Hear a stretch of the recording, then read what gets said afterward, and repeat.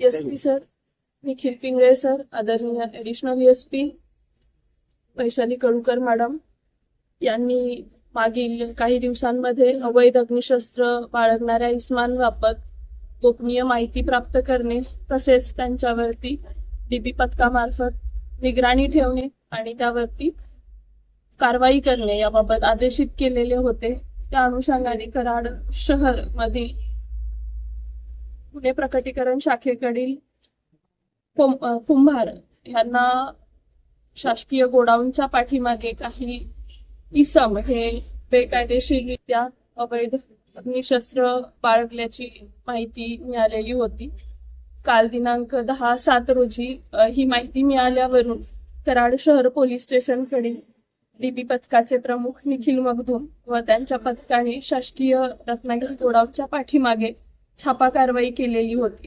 त्यामध्ये अफ्ताब मोमीन वय 24 वर्षे राहणार मुजावर कॉलनी कराड, रेहान मेहबूब शेख वय 19 वर्ष राहणार मुजावर कॉलनी कराड, अमर पाटील वय 23 वर्ष राहणार काले तालुका कराड, ओंकार प्रकाश हिंगणे राहणार येडे मच्छिंद्र तालुका वाळवा या चौघांच्या ताब्यातून एकूण त्यांना 4 देशी बनावटीचे पिस्टल व 8 जिवंत काडतुसे असा एकूण 3,58,000 रुपये किमतीचा मुद्देमाल मिळालेला आहे।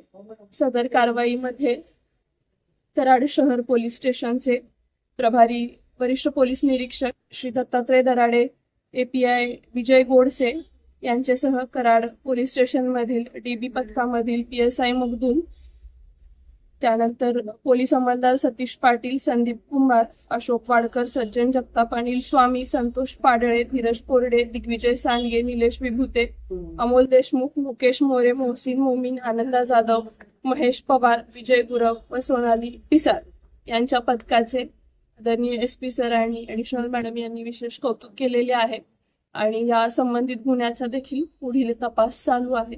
यावरती आपण आणखी प्रभावीपणे तपासामध्ये काही निष्पन्न होत आहे का यावर सुद्धा काम करत आहे। यांचा उद्देश काय होता? यांचा प्राथमिक उद्देश अग्निशस्त्र घेणे, त्याची विक्री करणे हा आहे।